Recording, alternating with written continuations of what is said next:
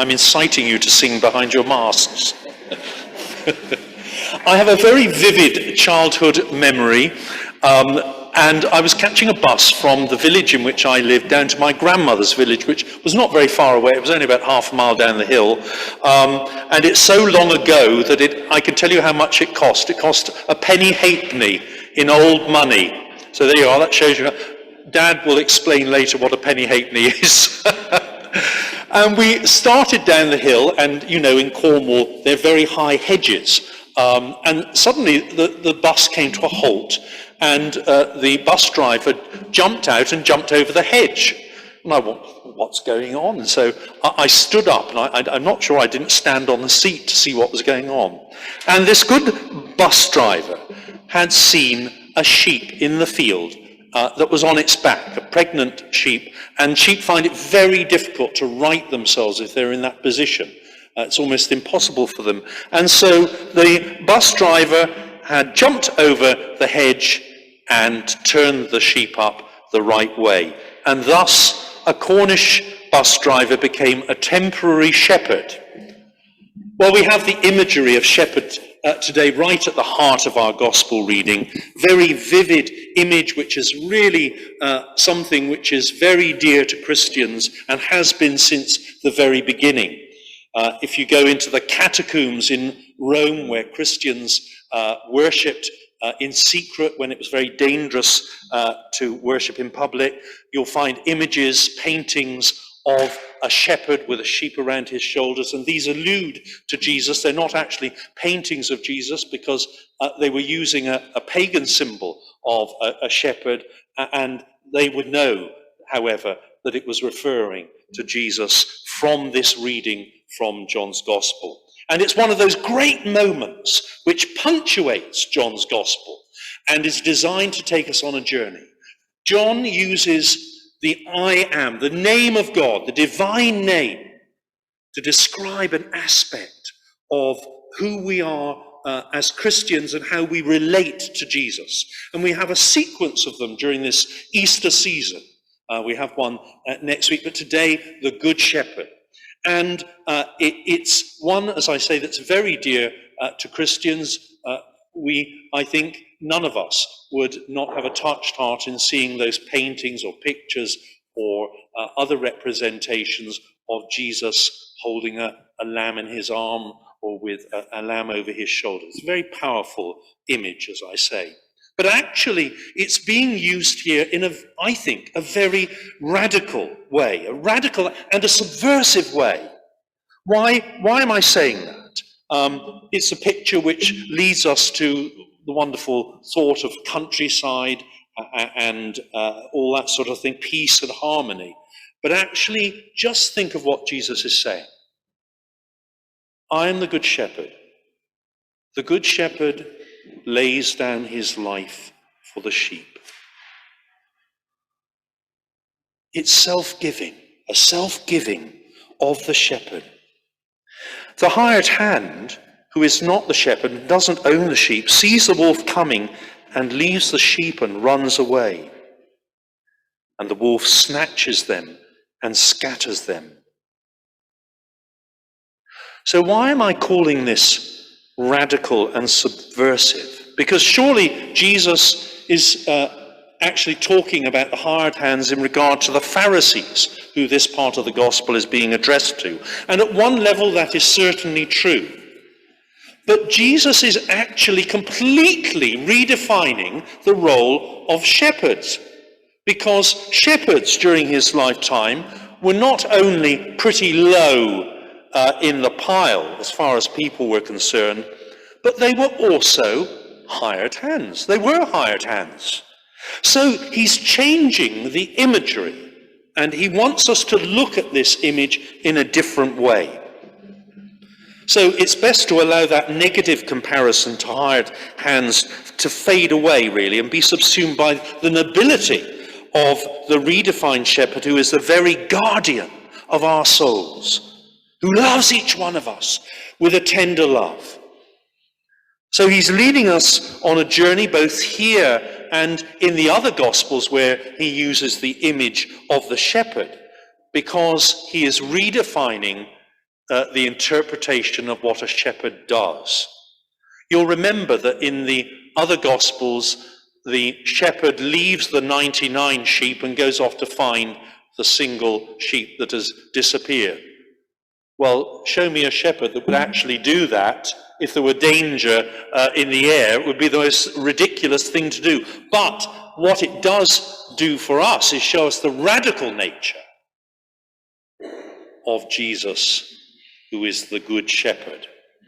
So he's redefining things for us. And the knowledge of this all-encompassing love is expressed when he says, the good shepherd lays down his life for the sheep.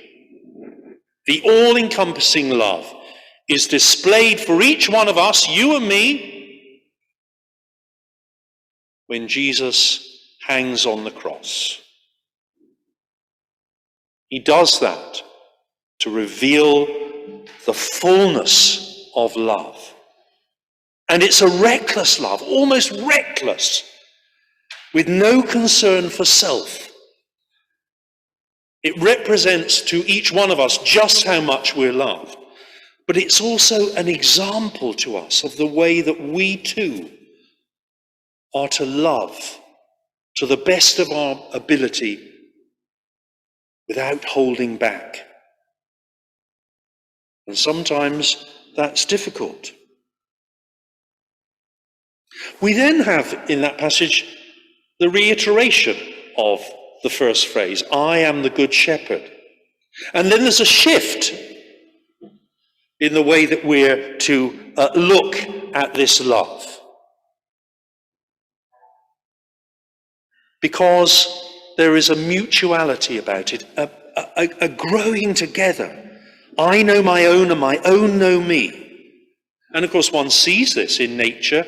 I was up on the downs on Tuesday having a lovely walk, and I walked through a field full of sheep and lambs. And some of them were very timid, some of the lambs, some of them weren't timid at all, and came over to me. It was extraordinary. But each lamb knows its mother. And the sheep very often recognize the voice of the shepherd, or even the sound of his Land Rover or whatever else he's using. They know when they're going to get fed. But there is a reciprocal love which is at the heart of our faith, the pull of love between God and Jesus, which is so transformative that Jesus is even prepared to hand himself over and to lay down his life in the freedom of this mutuality, of this growing together in love, of which the Holy Spirit also forms an incredible part.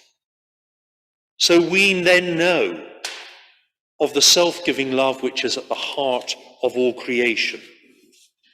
And Jesus expresses it by drawing us to resurrection life, the Easter mystery, which is at the heart not just of our faith, but of our understanding of who we're called to be. You and I are called to be radical and subversive in always seeking to love our neighbor as ourselves, which, as I say, sometimes is difficult. But that's who we are. I don't know about you, but I'm always struck too by, in this passage, the outflowing of that divine love to the other. Other sheep are known and loved. Jesus, the Good Shepherd, lays down his life willingly for them too, even if we don't recognize them ourselves within our own flock.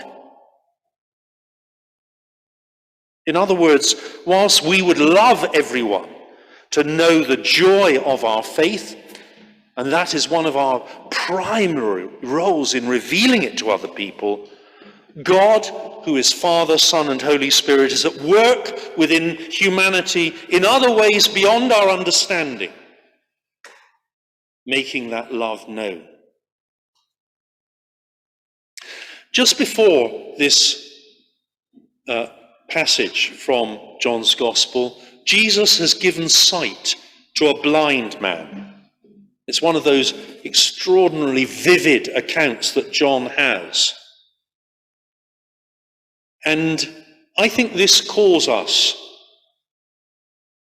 to, in a sense, open our own eyes to the way that God is at work within the world. We might sometimes despair at the state of many things that we hear about. And of course, in this season of pandemic, the terrible news from India. But God is there in every situation, pouring out love. And sometimes we have to open our eyes to that to recognize it. John has already revealed Jesus as the one who brings the breaking of the wonder of God's love into everyday life, the changing of water into wine, an overflowing grace, open to all people, transformation for those who follow Jesus. We see the drawing into the knowledge of God's love, those beyond the pale, the woman at the well of Samaria, the water of life is made known to her. The paralyzed man at the pool of Siloam, desperately waiting by the side of the pool for someone to lower him in for years. And Jesus brings new life to him. The woman caught in the act of adultery, I don't condemn you. Go away and sin no more.